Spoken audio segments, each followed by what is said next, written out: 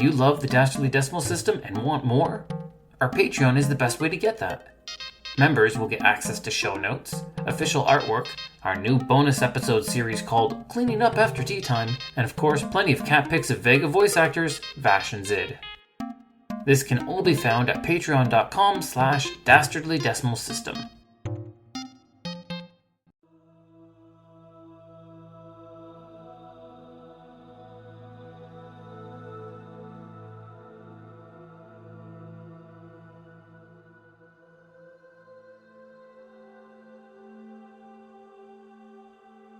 I cannot be caged. I cannot be controlled. Understand this as you die. Ever pathetic. Ever fools. Jon Irenicus. Welcome, humble adventurers, to my realm of knowledge and mystery. Here, in my cursed library, are endless tomes and scrolls on the darkest and evilest foes in all the realms. Be they from Dungeons & Dragons, Pathfinder, the many worlds of darkness, or any realm in between. Welcome to the Dastardly Decimal System. I'm your caretaker of the corrupt, the Librarian, Castor Cain. With chaos taking hold in Baldur's Gate once again, we look at the horrors of the past that have assaulted the city. During our last pot of tea, we talked about the Shadows of Om crisis and the two villains who orchestrated it. We looked at the vampire known as Bodhi, the Mistress of Thieves. But we cannot fully examine the crisis without first looking at her brother. Our second pot is ready. This time I brewed us some Valerian Tea. It is a blend best known for helping with those who suffer from insomnia and nervousness, and for those who have unregulated mood swings normally brought on by anger. This was an aid often used by a very emotional, chaotic mage. Let me pour you a cup as we talk about the murderous archmage known as Jon Irenicus, the Exiled Mage. Ignore Vega. Vega is very eager anytime we talk about an evil mage.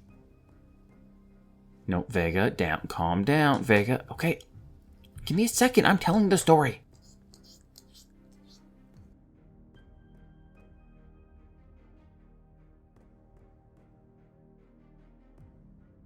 Jon Irenicus was a strong, well-muscled man with a rather abnormal appearance. He was an elf transformed into a human. His once fine and lithe qualities had become harsh and troubled-looking. Even his distinctive pointed ears had been removed. His head was now covered in a web of raised tattoos, and his limbs were veiny and repulsive. He often wore leather slacks and a matched set of shoulder guards. He kept his muscular chest bare, the only coverings a few leather straps that ran diagonal of his body. As a powerful wizard, his spell selection was vast. In combat, he favored only the strongest of spells. He would start first by arming himself with classic spells like Mage Armor and Absolute Immunity, before disabling his enemies with Time Stop and Maze.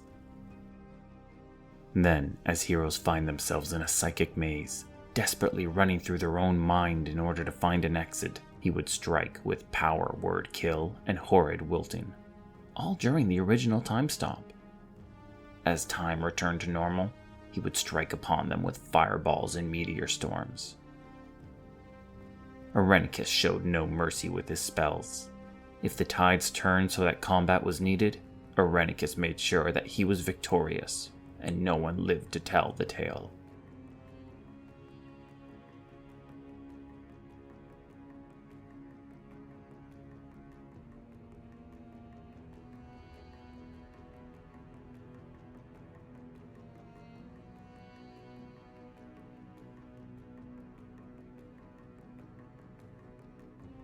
Jon Irenicus was born an elf. At the time, he was known as Jonolith. He was a skilled and intelligent wizard. As a young mage, Jonolith showed great confidence in himself and was beloved by his people. He eventually rose to the rank of Archmage and was viewed as one of the strongest amongst his people. He was even favored by his queen, Elisime, and the two eventually became lovers. Throughout his life, he grew up with his adoptive sister Bodhi. While Irenicus was content with his station, his relationships, and his position within the elven culture, Bodhi was different. She always wanted more. She always felt like she deserved it. It was her insatiable nature that corrupted her brother. She fed on his self-confidence, whispering in his ear, until it evolved into hubris and a self-destructive hunger for power. Bodhi's words endlessly echoed in his mind, over and over. A man of his skill and his power deserved more. He deserved better. Worse still, his love became obsessive. He wasn't just lucky to be with the queen. He deserved to be in a relationship with a woman of that power. She belonged to him and him alone. But the queen had many suitors. She would choose the most powerful. Irenicus had to make sure that was only him. He needed more power. He deserved more power. And there was only one source for that: the Tree of Life. The Tree of Life was a colossal tree that grew in the middle of the Weldath Forest, the largest forest in all of Faerun. So massive was this tree that the entire city of Saldenassalar was built atop of its massive branches. The tree possessed great magic within its roots, arcane and divine essences so powerful that it was used to give rise to the elven pantheon of gods.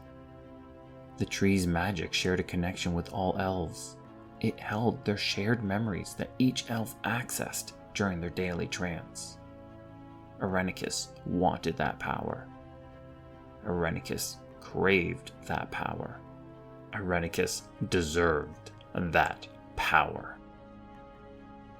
One night, under cover of darkness, he and Bodhi performed a dark ritual that attempted to merge his life force with the tree's.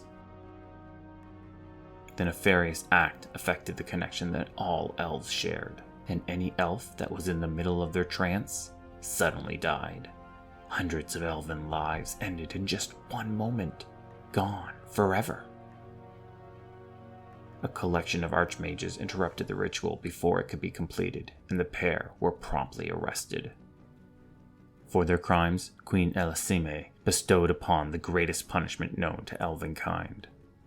Irenicus and Bodhi were both ripped of their connection to the elven shared memories, and worse still, they were transformed into humans.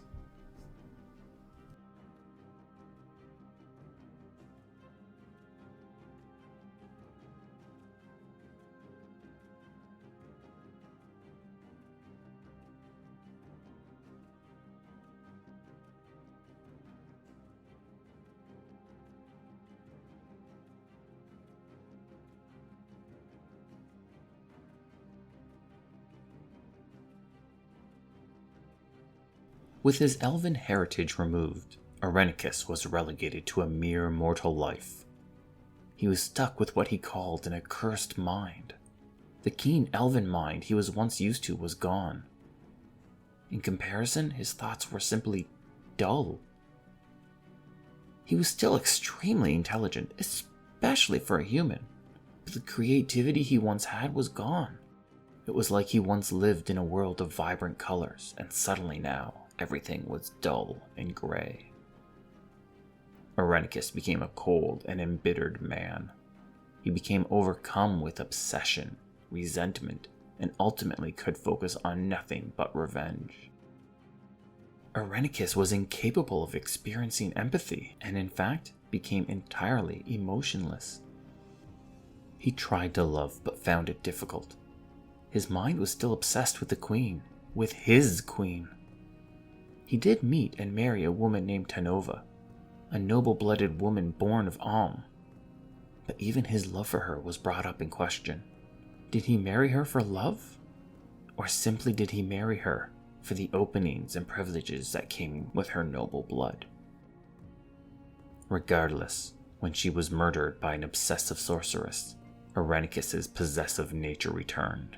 He brutally slaughtered the sorceress named Sentiol, and then used dark magic to resurrect his wife to the land of the living, only this time as a vampire.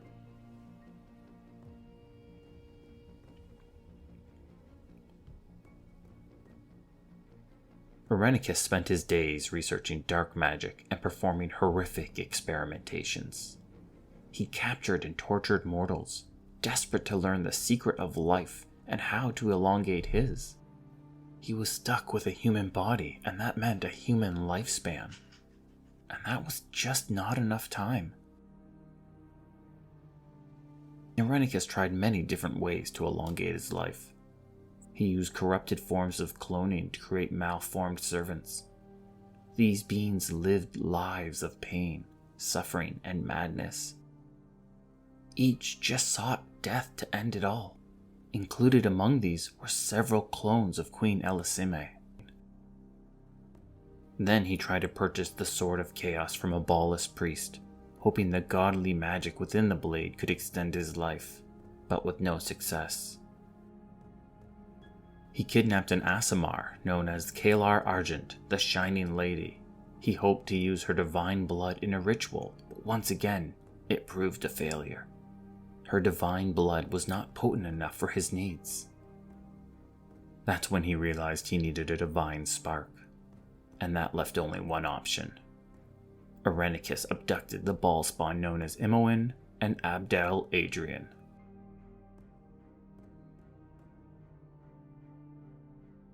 He brought the siblings to the city of Athkala and locked them in his dungeon. Days became weeks as Irenicus performed endless tortures and horrific experiments on the duo. He was desperate to access their untapped power. He wanted their divine spark. In their years of various schemes, both Bodhi and Irenicus had come afoul of many organizations, both good and bad. The Shadow Thieves of were one of them. The thieves attacked the dungeon, during which the ball-spawn were able to escape. The pair made their way to the city's surface, where they found Irenicus waiting for them. A fight broke out between the two as both Imoen and Irenicus called upon their magic. The battle was brought to an end when they were arrested by the Cowled Wizards and imprisoned in Spellhold Asylum.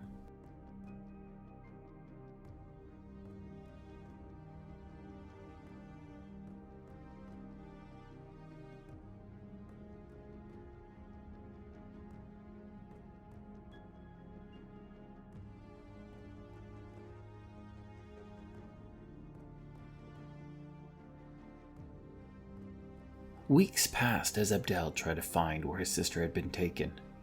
His searching eventually brought him to the residence of the magically deviant, a prison for illegal or mad spellcasters.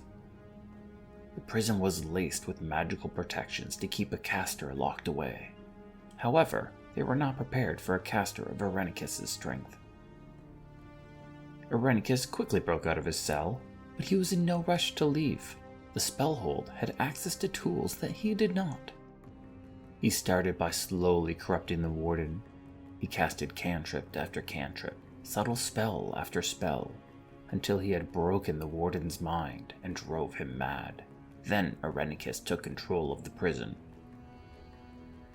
He continued his experiments on Imoen, only stopping once he'd successfully extracted the divine spark from within her and bestowed it upon Bodhi. As Abdel stormed the prison, desperate to free his sister, he came face to face with Irenicus, but he was suddenly betrayed. Yoshimo and Sayamon Havarian, both allies of Abdel, suddenly struck the hero down and drugged him. It was then that they revealed themselves as loyal to Irenicus. The Exiled Mage painfully extracted Abdel's spark and fused it with his own. Jon Irenicus was now a ball-spawn.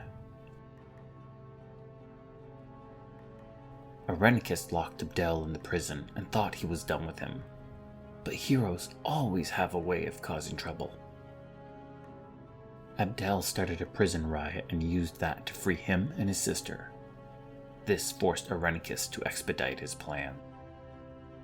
The wizard portaled to the Underdark and arrived in the drowsed city of Usnatha. There he met with the matron mother, Ardulstelspana. With an army of drow, his vampiric sister, and the help of a black dragon named Nizdra Mianeth, Jon Irenicus was going to storm the Elven City and take the tree for himself. Yet the heroes interfered once more. Abdel traveled to the Underdark and caused so much infighting amongst their forces that the Drow never arrived to give Irenicus aid. Worse still, Abdel slew Bodhi, the Mistress of Thieves. Despite being heartbroken over his sister's murder, Irenicus still attacked. He summoned legions of demons and devils to fight under his command. The Black Dragon assaulted the elves from above, striking with its acidic breath weapon as the fiends ran through the city, tearing each of the elves asunder. Irenicus kidnapped the Queen Eliseme and made her watch as he infected the Tree of Life with 3 magical parasites. They poisoned the tree and siphoned its magic away, feeding it directly into him. With each passing second, the Exiled Mage grew stronger. Abdel faced off against Jon atop the tree. The mage unleashed his full arsenal of spells upon the hero, and Imoen returned in kind. The battle was long and fierce, and resulted in the deaths of all involved. Irenicus and Abdel woke up to find themselves in the realm of Baal. Irenicus suddenly found himself filled with even more power. With the blessing of Abdel's divine spark, Irenicus found himself able to turn into the form of the Slayer, the avatar of Baal. The battle resumed, yet despite his newfound power, the forces of good prevailed. Irenicus was defeated once more, erupting in a torrent of magical energy. Abdel was restored to life, and his divine spark returned to him. Yet at the last second, when only a single breath remained on Irenicus's lips, the mist came for him.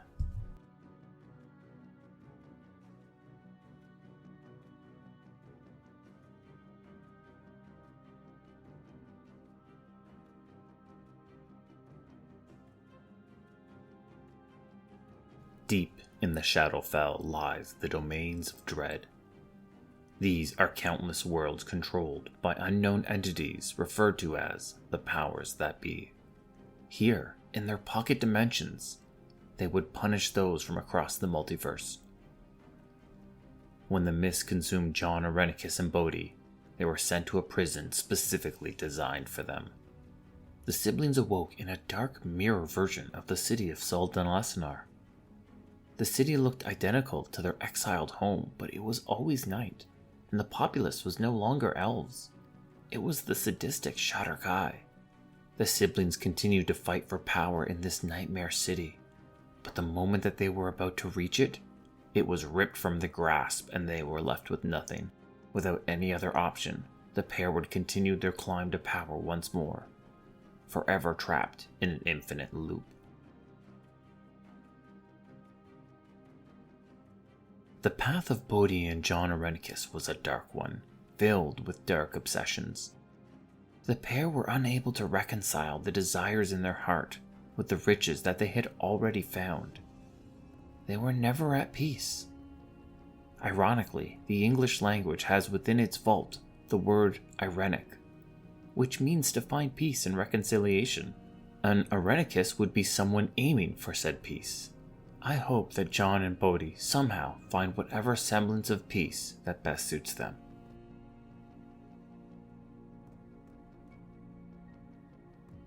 And with that, adventurer, our second pot of tea has run dry. Thank you for joining Vega and I in our library.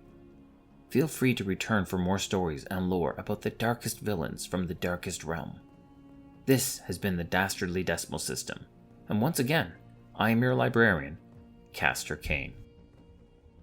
The Dastardly Decimal System can be found on Twitter, Instagram, Facebook, and YouTube at DD System Podcast. That's Delta Delta System Podcast. We are also on TikTok if you enjoy a good D&D meme.